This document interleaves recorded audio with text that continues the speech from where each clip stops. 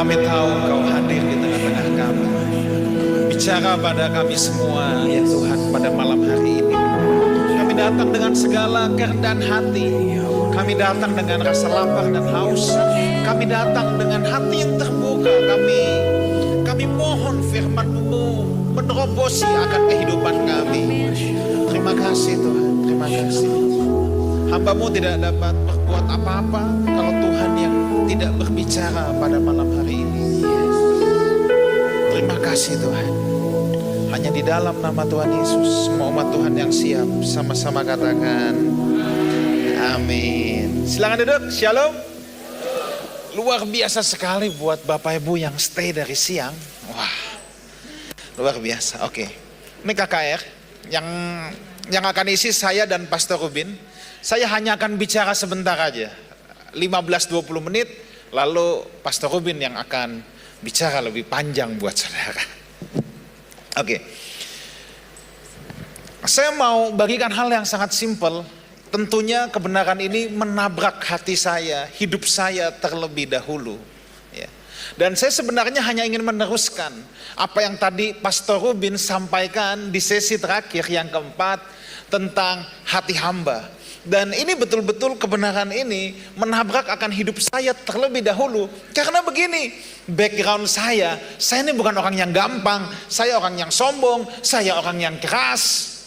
Tapi Tuhan melewati dengan berbagai proses. Dan saya melihat sekarang bahwa ketika saya mempelajari tentang satu sosok ini yang namanya Petrus, wow, saya sangat luar biasa dan diberkati. Yuk, tanpa panjang lebar, kita buka dulu Matius 16 ayat berapa tadi? 17, 18? Oke. 18, start 18, 19 saja berarti. Saya tidak bahas tentang eklesianya, tentang mendirikan jemaat. Besok mungkin Pastor Jonathan akan bahas, tapi saya mau bawa kepada sisi Petrusnya dari sini. Dan aku pun berkata kepadamu, engkau adalah Petrus, di atas batu karang ini aku akan mendirikan jemaatku. Ini kata eklesia pertama kali muncul. Tapi saya tidak membahas tentang eklesianya. Dan alam maut tidak akan menguasainya. Ayat 19. Kepadamu akan kuberikan kunci kerajaan sorga. Apa yang kau ikat di dunia akan terikat di sorga. Apa yang kau lepaskan di dunia akan terlepas di sorga. Nah, ayat 19 ini adalah ayat salah satu yang orang suka bingung menafsirkan ayat ini. Tapi saya cuma mau katakan gini, sebenarnya ini ucapan yang biasa untuk bahasa rabinik zaman dulu, bahwa ini adalah ayat tentang otoritas, tentang mengikat melepaskan, itu adalah otoritas. Nah, di ayat yang ke-18 tadi, di atas batu karang ini aku akan mendirikan jemaatku. Nah, kira-kira gini saudara ya, saudara tua kita dari gereja Katolik menganggap di atas Petrus Tuhan mendirikan gereja. Makanya Petrus dikatakan sebagai paus Roma yang pertama. Oke. Nah, sedangkan yang lain menganggap bukan di atas Petrusnya, tetapi di atas pengakuan Petrusnya. Oke, paham ya? Di atas pengakuan Petrusnya. Nah, tapi yang saya mau soroti gini. Petrus itu memang pemimpin dari para rasul. Kita harus akui dulu itu. Dan memang sejarah gereja mencatat hal tersebut. Saya akan buktikan dengan cepat. Kita akan melihat beberapa ayat. Kisah Rasul 1 ayat 15. Pada hari-hari itu berdirilah Petrus di tengah saudara-saudara yang sedang berkumpul. Nah, jadi ini kan kisah mau dicari siapa pengganti Yudas. Lihat, siapa yang tampil? Petrus. Maka ditetapkan satu syarat kan, dia harus adalah orang yang tidak pernah meninggalkan kita sejak semula. Nah, itu adalah syarat yang dijadikan untuk menggantikan Yudas. Nah, saya sedang tidak mau cerita tentang sejarah itu ya, tapi yang saya mau soroti Petrus yang berdiri pada saat itu. Coba kita lihat selanjutnya, Kisah Rasul 2 ayat 14. Ini saat peristiwa Pentakosta. Maka apa? Bangkitlah Petrus berdiri dengan ke-11 rasul. Lihat, dengan suara nyaring. Lihat, Petrus selalu begitu dominan. Ya, memang Petrus ini pemimpin dari para rasul. Coba kita lihat. Kisah Rasul 15 ayat 6 dan 7. Ini adalah sidang gereja pertama. Ada yang bilang the first council atau apapun itulah, tapi ini adalah sidang gereja yang pertama. Maka bersidanglah rasul-rasul dan penatua-penatua untuk membicarakan soal itu, sebab adanya konflik pada saat itu, di mana orang-orang Yahudi yang telah menjadi Kristen ingin memaksakan tradisi Yahudi kepada orang-orang non-Kristen. Lalu ayat yang ketujuh. Siapa yang ngomong duluan? Sesudah itu, ya, beberapa waktu lamanya berlangsung pertukaran pikiran mengenai soal itu. Terus apa? Berdirilah. Lihat, Petrus yang ngomong pertama terus. Sebab dia memang pemimpin dari para rasul. Tapi saudara, saya mau cerita proses di balik ini. Sebelum saudara, dari tadi saya tampilkan ayat-ayat di mana Petrus begitu dominan menjadi pemimpin para rasul. Petrus itu diremukkan dulu sama Tuhan. Boleh tampilkan foto? Foto yang tadi saya kirim ke Parex. Coba foto lihat. Nah, ini dia ayatnya dihilangkan. Oke. Saudara, ini adalah foto setting dari The Last Supper, perjamuan terakhir yang asli. Jadi kalau kekristenan sempat ada heboh film Da Vinci Code, itu karena gagal paham dengan sejarah. Begitu lihat mejanya rata, Yesus di tengah, udah itu pasti salah. Jadi setting yang asli dari perjamuan itu memang begini. Lihat, Yesus itu adanya di kedua dari situ. Ya, ini adalah hostnya. Biasanya yang di samping kanan samping kiri itu dua orang pentingnya. Itu loh yang diminta sama ibunya Yakobus dan Yohanes. Ya, settingnya itu. Nah, lalu diurutkan. Yang paling nggak penting, nah itu ditaruh di sini.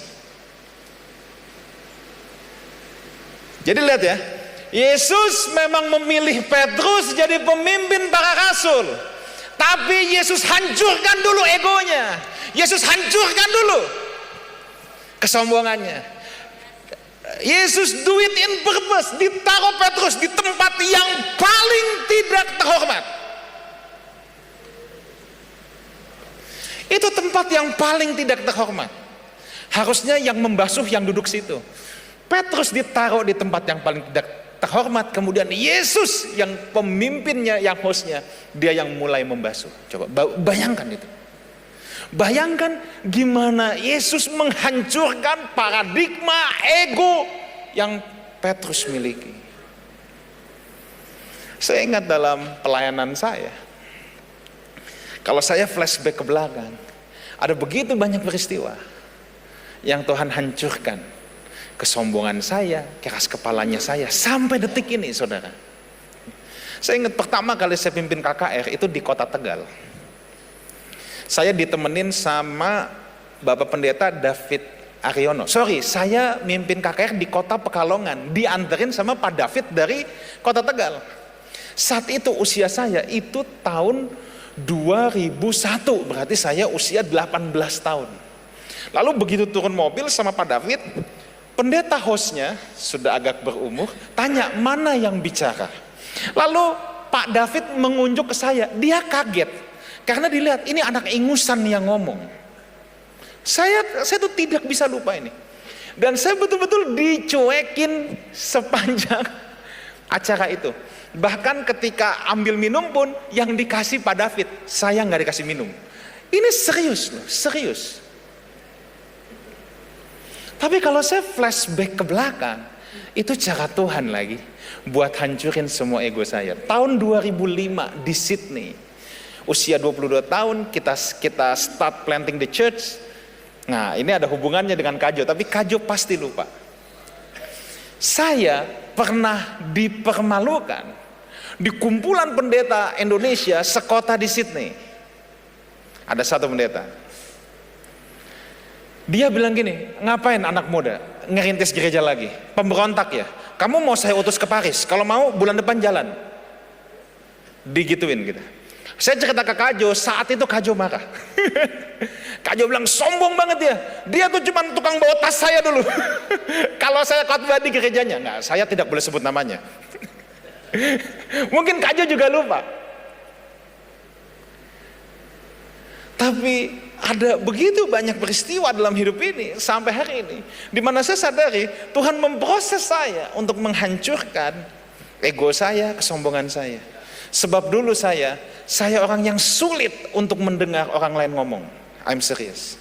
Hanya beberapa orang yang saya bisa dengarkan. Salah satunya Kak Jo, itu ayah rohani saya. Karena pada dasarnya saya anggap kalau orang punya tingkat intelektual tidak lebih dari saya, tidak akan saya dengerin. Bayangkan, sombongnya sampai seperti itu. Tapi itu hal yang Tuhan hancurkan dalam hidup saya. Dan hari ini siapapun ngomong, saya pasti mendengarkan. Hanya paradigmanya aja ganti.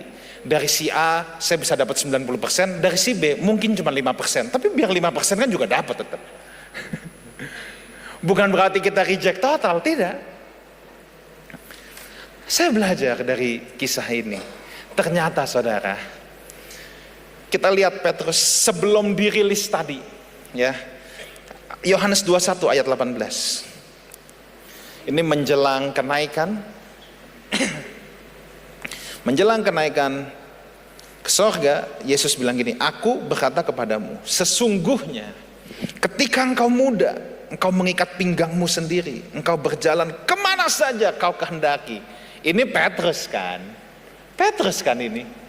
Memang arogan, suka-suka, keras kepala, egonya tinggi, dia bisa pergi kemana saja dia kehendaki. Tapi coba lihat, tapi jika engkau sudah tua, engkau akan mengulurkan tanganmu, orang lain akan mengingkat engkau, membawa engkau ke tempat yang tidak kau kehendaki. Ini adalah bahasa bagaimana Petrus setelah diubah, dihancurkan oleh Tuhan. Dan ini sangat terrefleksi dalam Galatia 2, kalau saudara lihat. Di peristiwa Galatia 2 ini luar biasa. Yang pertama, kalau saudara baca itu ayat 9, entar saya jelaskan. Kalau saudara baca setelah itu 11-14, dia ditegur oleh Paulus. Siapa Paulus? Paulus itu juniornya jauh banget. Sedangkan Petrus pemimpin para rasul, ingat itu. Tapi saat ditegur oleh Paulus, Petrus bisa terima. Saudara tidak akan menemukan maka bangkitlah murka Petrus dan mengutuki Paulus. Nggak ada kan? Tapi yang kedua, lihat, bahkan ini luar biasa. Ada beberapa ahli sejarah gereja dari ayat yang ke-9. Dan setelah melihat kasih karunia yang dianugerahkannya kepadaku, Paulus bilang, maka lihat, siapa nama pertama yang ditulis? Yakobus. Karena memang kemudian soko guru jemaat atau kepemimpinan gereja di Yerusalem itu berpindah dari Petrus ke Yakobus. Ya, memang ada satu kebiasaan untuk menuliskan. Yang paling besar itu yang paling pertama. Petrus bukan lagi di tempat yang paling utama. Tapi Petrus tetap merupakan pemimpin gereja yang sudah dihancurkan egonya, yang dihancurkan kesombongannya, yang dihancurkan semuanya. Sebenarnya, tentu kalau kita belajar ini, teladan dari mana lagi yang kita harus belajar kalau bukan dari Yesus Tuhan kita. Filipi 2, kita lihat. Ayat yang saudara pasti hafal. Yang udah sering dibahas. Tapi saya mau kasih sedikit insight aja. Sebab ini yang saya selalu belajar hidupi juga. Hendaklah kamu dalam hidupmu bersama menaruh pikiran dan perasaan yang terdapat juga dalam Kristus Yesus. Terus ayat. Yang walaupun dalam rupa Allah tidak menganggap kesetaraan dengan Allah itu sebagai milik yang harus dipertahankan. Coba lihat. Melainkan telah mengosongkan dirinya sendiri, mengambil rupa seorang hamba, menjadi sama dengan manusia. Ayat yang ke-8. Dan dalam keadaan sebagai manusia, ia telah ini merendahkan dirinya dan taat sampai mati, bahkan sampai mati di kayu salib. Sebenarnya kalau kita ngomong hati hamba, belajarlah sama Yesus yang dalam kesetaraannya dengan Allah, karena dia memang firman Allah, tetapi dia mengambil rupa seorang hamba manusia. Dia merendahkan dirinya. Saudara tahu bedanya merendahkan diri dengan rendah diri? Tahu bedanya? Alkitab tidak mengajar kita untuk jadi rendah diri, tapi Alkitab jelas mengajar kita untuk merendahkan diri. Menurut pemahaman saya, kerendahan hati adalah produk dari merendahkan diri. Orang yang tidak merendahkan diri tidak mungkin rendah hati. Itu hanya rendah hati yang dibuat-buat. Rendah hati itu adalah produk yang otomatis keluar ketika kita belajar yang namanya ini, merendahkan diri. Nah, saudara tahu apa beda rendah diri dengan merendahkan diri? Gampang aja. Rendah diri itu dia nggak tahu siapa posisinya. Makanya dia cuma bilang, aku hanya debu tanah, cacing kremi, tanah liat yang diinjak-injak nggak ada nilainya. Nah, itu rendah diri. Kalau merendahkan diri itu teladan Yesus. Dia tahu dalam kesetaranya dengan Allah, tetapi dia merendahkan dirinya. Dia memilih untuk mengambil tempat paling bawah, mengambil rupa seorang hamba, doulos. Salah satu pengertian doulos, keset. Keset tempatnya di mana? Enggak mungkin orang taruh keset di atas meja.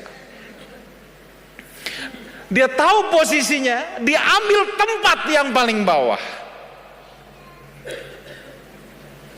Kenapa? Kalau kita tidak menempatkan diri kita di paling bawah, kita nggak bisa melayani. Percaya saya. Hanya yang ada di paling bawah, hanya ketika kita menempatkan diri kita di paling bawah, baru kita bisa melayani. Kalau kita di atas, kita nggak bisa melayani. Tapi implikasi buat saya, yang saya pegang sampai hari ini, ukuran dari merendahkan diri, ini gampang banget dan very applicable. Dan saya selalu bertanya sama diri saya sendiri, apakah kita masih tersinggung? Gampang. Setiap kali saya tersinggung, saya akan mengingatkan diri saya, berarti saya kurang merendahkan diri. Kenapa? Kalau kita udah menempatkan diri kita paling bawah, kita nggak bisa direndahin lagi. Udah paling bawah, sudah mentok. Kalau masih bisa tersinggung, berarti kurang bawah kita taruhnya. Makanya masih ada gap, masih bisa dibanting lagi. Very simple, tapi itu saya aplikasikan serius dalam hidup saya. Saya belajar, saya gembala, saya pemimpin jemaat. Tapi saya belajar, memang iya, kepemimpinan Yesus, pemerintahannya adalah kehambaan, sistemnya. Yang terbesar hendaklah ia melayani. Dan itu ukuran yang selalu saya pakaikan, kenakan untuk diri saya, bahwa kalau saya masih bisa tersinggung karena ucapan orang, karena tindakan orang, that is a sign for me bahwa saya kurang merendahkan diri. Makanya orang masih bisa banting saya lebih bawah lagi, saya masih berasa. Tapi kalau saya udah menempatkan di paling bawah, orang mau apain saya pun, saya udah gak ada rasa. Udah paling bawah, lu gak bisa jatuhin lebih bawah lagi. Saya tutup dengan kisah ini, kemudian saya serahkan pada kokoh saya tersayang, Korubin. David Livingstone disebut juga sebagai Rasul Afrika. Dia lahir di Scotland, dia ambil kedokteran, kemudian dia pergi misi ke Afrika. Dia disebut Paulus untuk Afrika.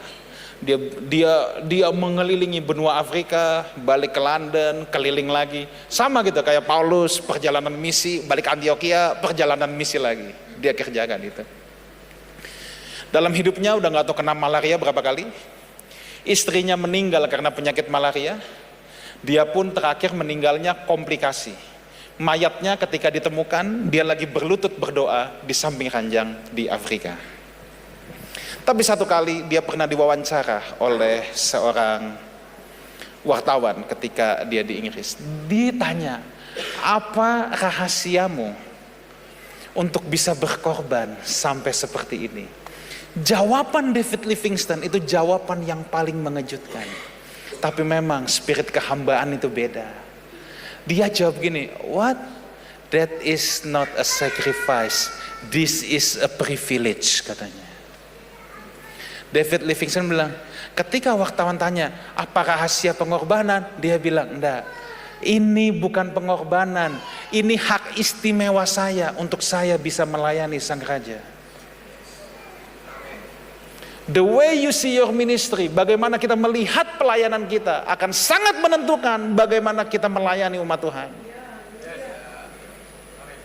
Kita semua sepakat, Paulus berkorban untuk pekerjaan Tuhan. Tapi kalau kita lihat Alkitab, Paulus nggak pernah merasakan dirinya berkorban. Justru dia bilang apa? Satu kehormatan kalau dia bisa memberitakan Injil. Kita melayani biar orang lain yang menilai kita berkorban. Tapi dari kita harus selalu melihat this is a privilege kalau kita bisa melayani Tuhan. Sebab begini, kalau saudara melihat ini sebagai pengorbanan, saudara akan punya mental pahlawan. Sekali kesinggung dikit, saudara akan mulai berkata dalam hatimu, kalau nggak ada gua, abis nih pekerjaan Tuhan. Saudara akan mulai merasa berjasa, mulai hitung-hitungan, mulai gampang tersinggung dan segalanya. Tapi kalau mentalitas kita hamba, this is a privilege kita bisa melayani raja kita. Dengar begini, apapun yang Anda lakukan, Anda akan terus merasa kurang. It's so much different. Soal sacrifice atau enggak, biar orang lain yang menilai. Tapi buat seorang hamba, kita merasa this is a privilege. Kita nggak hitung. Tapi ini satu kebanggaan. Kalau kita boleh melayani Sang Raja. Doa saya, kita semua punya hati hamba. God bless you all.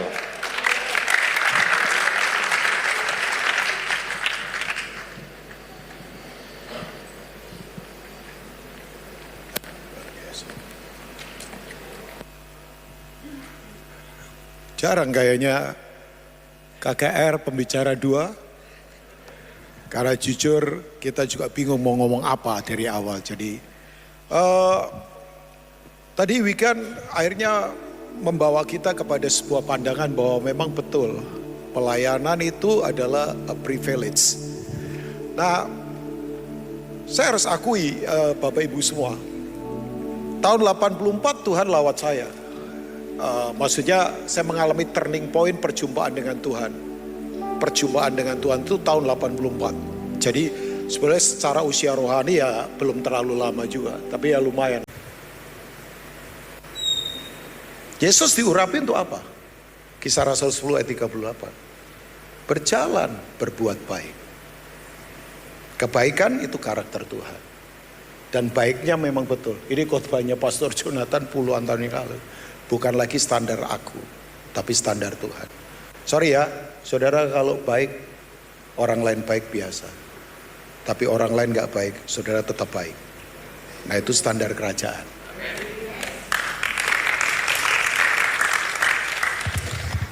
Coba ke John 13. Saya tutup ayat yang pertama sampai ayat yang ketiga. Udah, saya selesai. Setelah ini saudara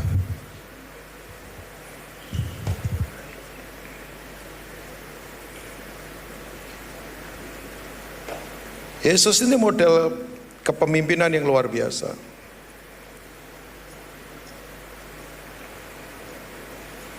Saya beritahu ya Bapak Ibu ya, makanya siapa kita lebih penting daripada apa yang kita lakukan. Yesus itu dipuji Bapaknya waktu keluar dari sungai Yordan, belum melakukan apapun. Makanya orang kalau tahu identitasnya, siapa dia, otoritasnya, lain. Nah, Alkitab berkata begini, coba lihat. Sementara itu sebelum hari raya Paskah mulai, Yesus telah tahu bahwa saatnya sudah tiba untuk beralih dari dunia ini kepada Bapa. Sama seperti ia senantiasa mengasihi murid-muridnya, demikianlah sekarang ia mengasihi mereka sampai kepada kesudahannya. Ada kata tahu itu ya, diulang beberapa kali. Ayat yang kedua, coba kita lihat ayat yang kedua. Mereka sedang makan bersama dan iblis telah membisikkan rencana dalam hati Yudas Iskariot, anak Simon, untuk mengkhianati dia. Ya, sistem dunia pengkhianatan. Sistem dunia selalu idenya dari setan. Makanya sistem dunia yaitu pengkhianat selalu meninggalkan persekutuan komunal karena rasa diri paling hebat, paling top, paling keren, paling pinter, paling jago, paling kaya.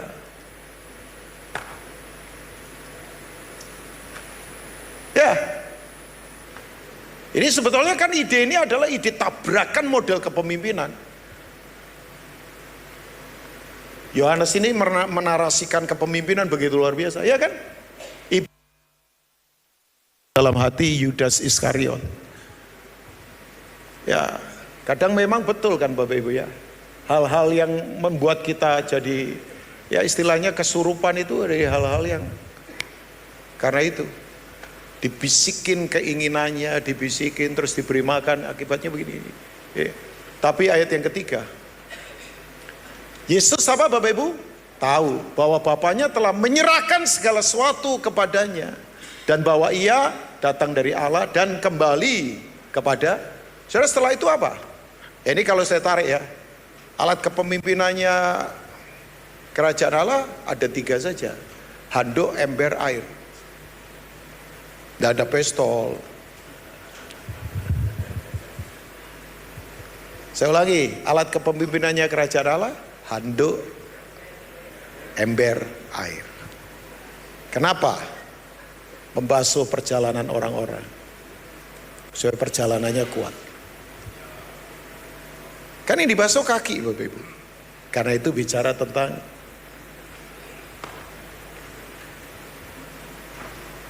ya, tapi urutannya begini, kan ada urutannya. Yesus tahu otoritasnya. Katakan Yesus tahu Bapak Ibu. Nah, urutannya ya, karena kesadaran otoritas ini, makanya kemudian dia melayani. Pelayanannya tidak lahir dari rasa tidak aman. Kalau saudara tahu, makanya tahu itu adalah sebuah bentuk pewahyuan dari Bapa. Ya, saya nggak ngomong tahu sekedar tahu knowledge ya. Tapi ini betul ya, Kak, bahasa aslinya siniemi itu ya. Pengertian. Saudara tahu, ini saya tarik ya, ciri orang mengerti itu. Kalau saya tarik, responnya selalu benar. Ada orang tahu sabar, tapi coba dihantam, sabar enggak? Jadi buat saya, mengerti itu adalah sebuah bentuk respon yang terus kita bangun. Saya jujur dulu emosional banget, padahal ya nggak bisa apa-apa, berantem juga nggak berani, waduh badan gede begini. Ya pendeta kan nggak boleh berantem. Pendeta berantem itu bukan pendeta, pendekar. Enggak, yang membuat saya berubah apa? Yaitu saya latih terus, saya latih untuk menjadi pengertian. Makanya, sorry ya, banyak orang tahu Alkitab tapi sombongnya minta ampun. Banyak orang tahu Alkitab tapi bayangkan hatinya kerasnya minta ampun. Banyak orang tahu Alkitab, prakteknya nggak ada. Sekarang dunia butuh gambar, nggak cuma orang berteori. Makanya saya lihat betul, dia berkata begini, banyak orang punya kata-kata tapi tidak punya kehidupan sesuai firman. Banyak orang tahu gerak cepat tapi tidak tahu keheningan hidup. Banyak orang kemudian apalagi? Ya, saya lihat berkata, banyak orang dekat dengan kematian karena pola hidup yang kacau, tapi tidak dekat dengan Tuhan. Itu yang dia tulis dalam bukunya dia kan, puisi ya, The City of God, tahun 1935. Saya baca ringkasan buku itu, saya kemudian berkata, oh, itu kan tadi the trailer of the Bible. Pastor itu sudah ambil 4 hal itu. Saya baru tahu juga itu ternyata tulisannya T.S. Eliot. Bukan teolog ya dia, tapi penulis puisi. Saya membaca ini, dia berkata, makanya Bapak Ibu sorry ya, kalau kita itu mengerti otoritas, gak akan panik, gak akan marah, gak akan iri sama orang, gak akan cara mainnya kasar, gak mengandalkan uang, gak ada di pola sistem dunia. Makanya khawatir itu adalah, menurut saya sih khawatir itu sombong karena orang mengandalkan tidak lagi Tuhan.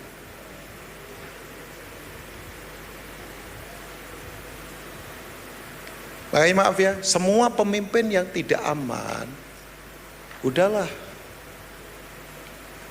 sihir semua nanti. Sihir ada 3, manipulasi, dominasi, intimidasi.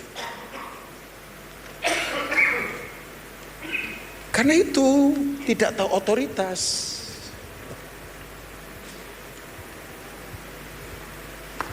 Otoritas untuk membangun, otoritas itu pro kehidupan. Otoritas itu selalu membuat kita punya hati seorang hamba. Makanya Yesus bayangkan, genuine banget. Ambil ember, ambil air, ambil handuk. Sementara ya ampun, orang Farisi arogannya minta ampun, maunya duduk-duduk di pertemuan selalu di depan, dipanggil rabi-rabi, kalau doa panjang-panjang, semua yang mengekspos begitu. Karena begini, rasanya jabatan mereka secara struktural itu sangat berat untuk dihilangkan. Sorry ya, orang itu kalau rendah hati, lutut itu gampang ditekuk. Itu kan yang membedakan antara Daud dengan Saul. Secara hukum pidana menurut saya, Saul itu kan sebetulnya nggak layak apa. Wong Alkitab bilang dia nggak secara hukum pidana, dia nggak itu kan, dia nggak zina. Ya memang di hadapan Tuhan ngeri karena dia bertenung, ya itu zina rohani. Maksud saya kalau secara sistem dunia, Saul itu nggak zina, Bapak Ibu. Lah Daud itu bayangkan, memang betul kan, ada orang pengkhotbah berkata bahwa Daud itu pemazmur iya, raja iya, penyanyi iya, pencipta lagu iya, mafia iya juga. 2 Samuel pasal 11 itu cara paling kasar. Dan itu hukumannya ngeri Bapak Ibu. Kan dia bilang, siapa yang mengambil itu, domba orang miskin itu, tolong kalau dia rakyatku, aku hukum 4 kali lipat. Bapak Ibu baca 2 Samuel pasal 12, waktu Nathan tegur, 4 kali lipat terjadi pada dia betulan loh. 4 generasi meninggal. Satu anak yang sama Betsheba itu, lahir gak lama mati. Yang kedua adalah Absalom. Yang ketiga Adonai. Yang keempat adalah Amnon. 4-4-nya mati semua. Yang ngeri lagi setelah itu, kerajaan Israel mulai menurun sampai pecah jadi 2, utara selatan. Utara Gon diajar Asyur, selatan kemudian ditawan Babel. Tapi yang saya kagum dari Daud, ini narasi ya, saya tutup dengan ini. Memang Daud yang tadi Kak Jo bilang di Kisah Rasul itu 13 ayat 22. Daud itu memang yang luar biasa. Dalam kondisi dia marah, kan Nathan pakai perumpamaan. Tuhan ada rakyat miskin, ini cuma punya 1 domba, sementara orang kaya kedatangan tamu, nggak mau ambil dombanya, dia ambil domba ini yang cuma 1 disembeli untuk pesta. Daud naik pitam. Itu mungkin tensi atas 160, bawahnya 130. Daud kan marah melihat ketidakadilan, mendengar. Begitu kemudian dia berkata, siapa itu kalau itu rakyatku? Dalam kondisi kemarahan begitu, gengsi, sombong, semua naik semua. Tiba-tiba Nathan bilang begini, kamu orangnya. Itu di dalam istananya banyak pegawai. Saya kalau di posisi begitu, aduh, ini Nathan ini dilempar lembing. Yang saya tahu, Daud kalau lempar lembing tidak pernah meleset. Ya setahu saya, mau lempar Goliat pakai batu saja bisa kena dahinya kok. Ya itu memang profetik, tapi saya yakin dia juga latihan. Makanya dia terlatih. Nah, saudara latihan di sisi karakter kerajaan ini, ya dilatih terus. Jangan cuma latihan khotbah.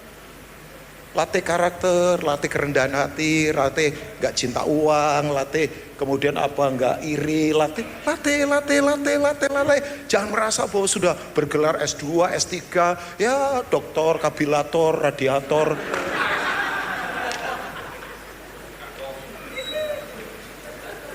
Trotoar atau apa. Traktor, generator, banyak kan tor semua. Tor, ada kan? Saudara, kamu orang. Itu kalau ada episode itu, saya mau memerankan jadi Nathan. Kamu orang. Sambil miring begini. Kok mengingatkan kakak rohani saya? Saudara yang luar biasa, memang Daud.